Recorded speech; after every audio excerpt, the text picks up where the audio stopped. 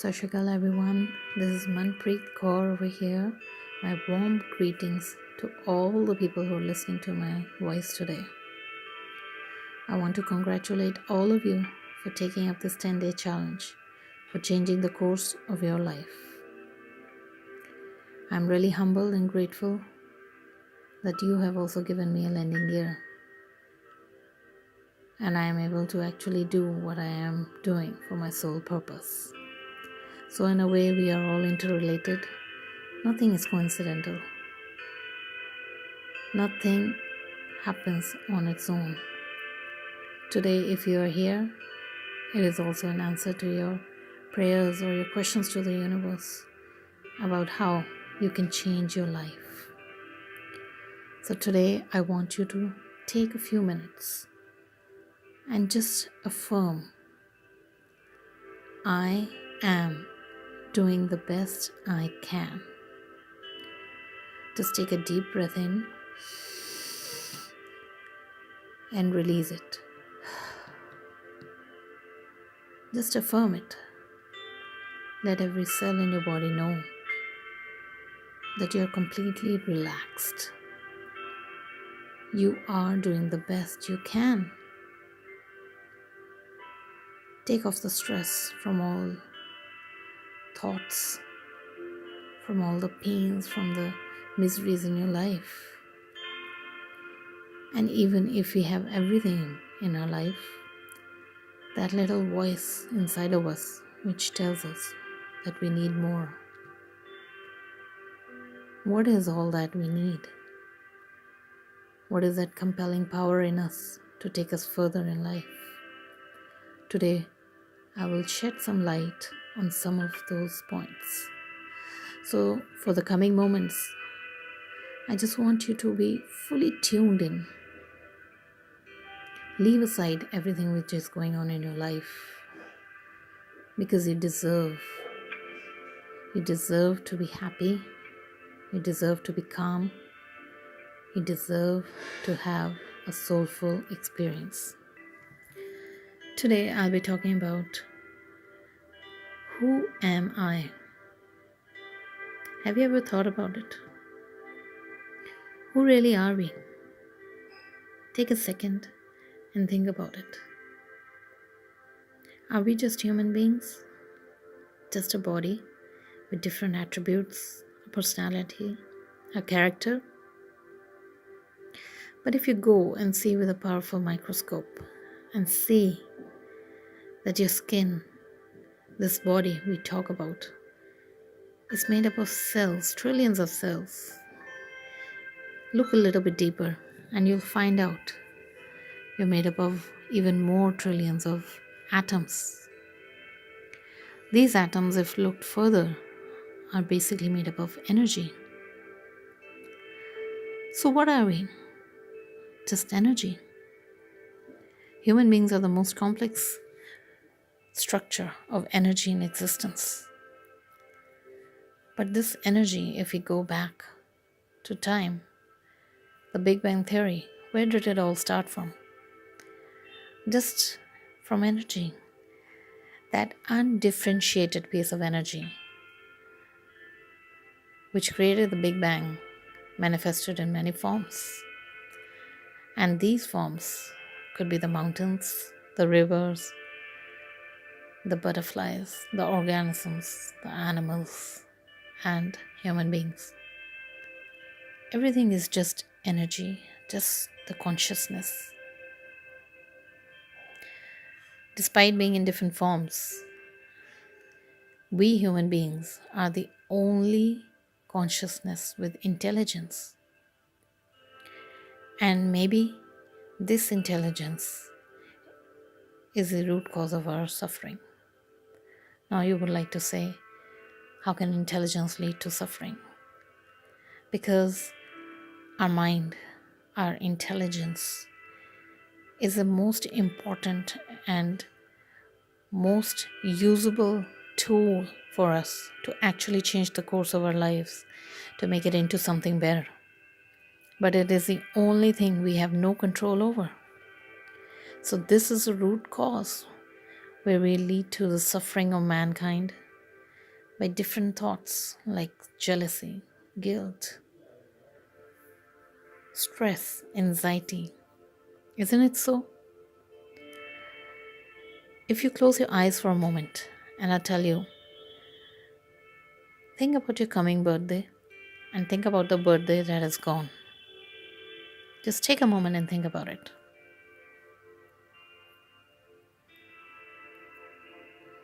Now open your eyes. So, what have you done? Despite being in the present moment, you have lived two different versions of realities. You have gone back to the past, you've gone into the future. They are the realities which never really exist.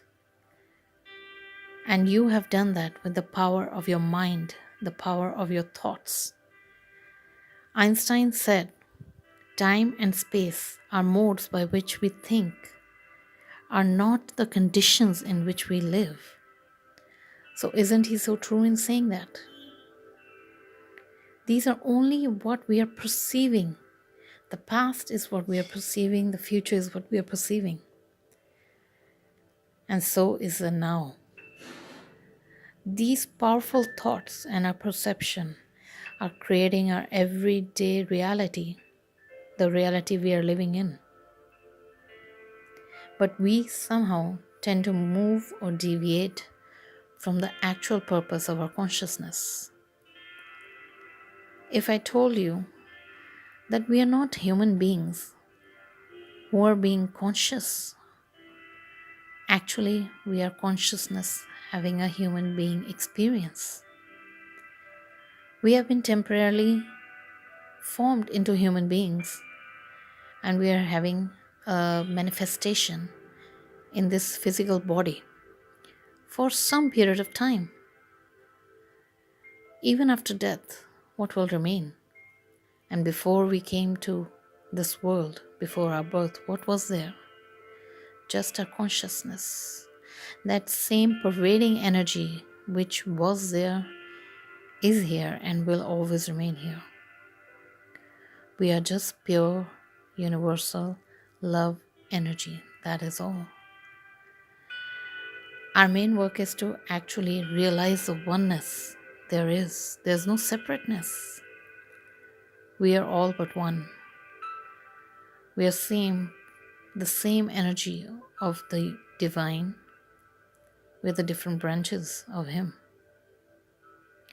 That energy is in every single atom, every single particle on this universe.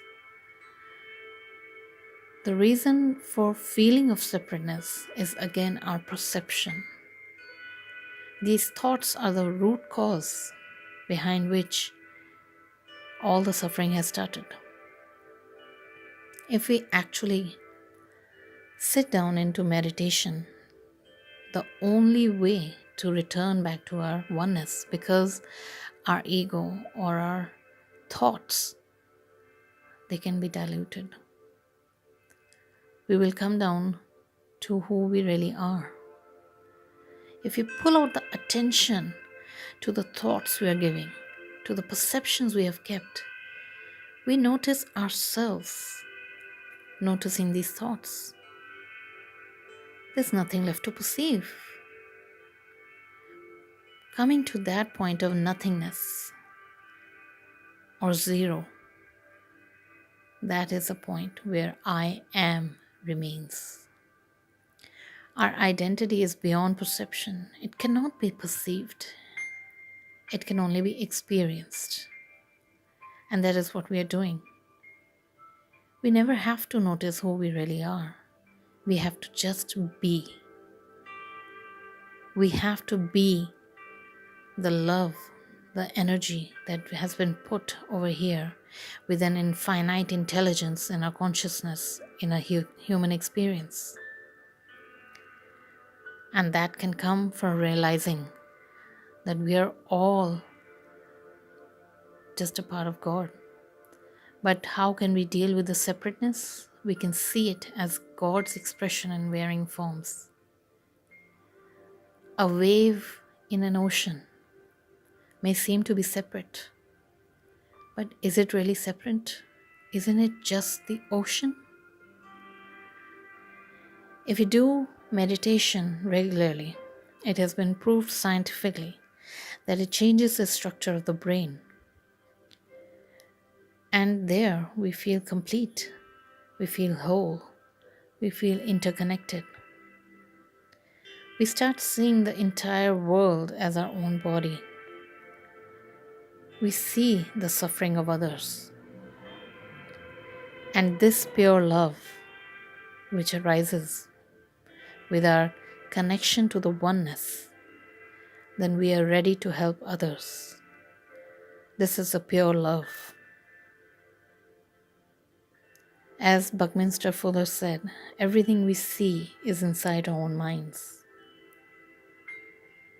So today I invite you to realize, just be relaxed for one day. Put away all your worries. Just think of it from the point of oneness, that you're here only to experience what life is offering you. It is actually happening for you, not to you. Go around in the nature today. Reconnect yourself with the Mother Earth. They all have their own energies, and the more you are in nature, you will get more inspired and more energized. So today is a day for you, just you, because you deserve it after all the hardships.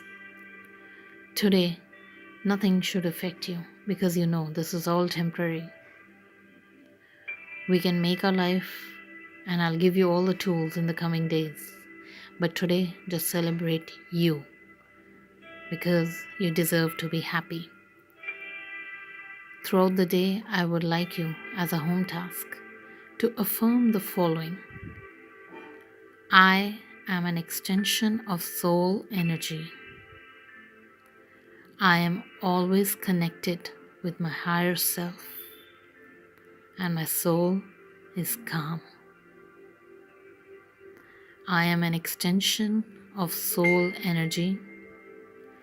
I am always connected with my higher self, and my soul is calm. I hope you all carry out this task for today, which is not actually a task.